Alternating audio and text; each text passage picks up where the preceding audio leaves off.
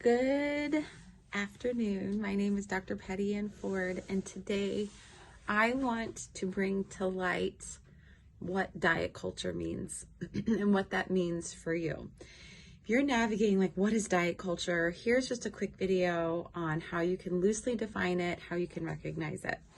So culture can be defined as the acceptance of ideals, acceptance of values, acceptance of trends.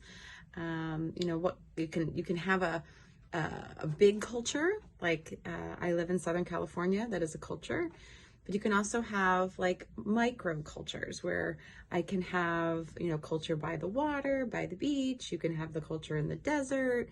You can have a culture even within the desert where you have certain, schools or groups of people that tend to have similar values, similar belief systems, and that can have a culture. Diet culture is the notion that there is this accepted belief system that you need to eat a certain way to change your body shape, or be thin to be accepted. In order to be thin, you have to eat on a certain hierarchy. There's good or bad, and in order to show up as acceptable, your body needs to be in a certain shape, which is typically thin, which is typically a acceptable weight range, ideal body weight, that kind of language. So diet culture is going to be sets of beliefs that support that. And sometimes they're very loud, sometimes they're pretty glaring, and sometimes they're a bit more subconscious. So it's taking the ability to observe. Am I in a diet culture? Do I support that culture?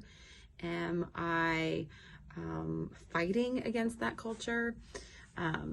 Diet culture ideals would be you're eating for weight gain, weight loss. You're eating for how you look. You're eating for vanity, or not eating for vanity. You're not eating for how you look. And so a lot of times people will relate food or exercise solely to weight, when food can have much more purposes. It can have much more relationships than just weight. In diet culture, that's the main reason. A lot of times people will look at women, men, and they'll take a quick, brief snapshot of how they look and then make a really quick story about their life. So if they're thin, they're lovable, they're successful, they're accepted. If they're not thin, or if they're in a larger body, they can quickly diagnose their self-control, their way of life, their satisfaction in life, their marital status, their success in the workplace, which some of those things might be true on either side because of how culture supports them.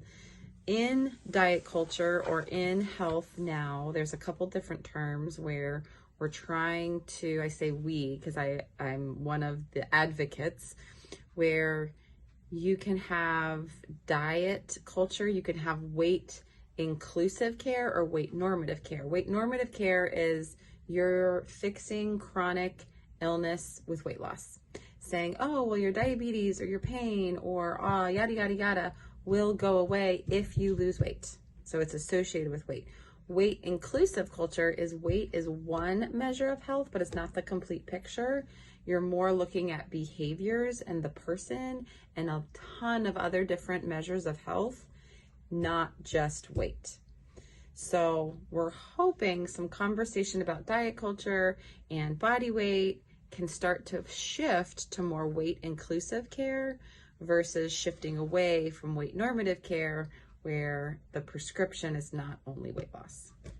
I hope this was helpful, just defining some terms. If it was, and you like some of my other content, hit like and subscribe and follow along. And thank you so much.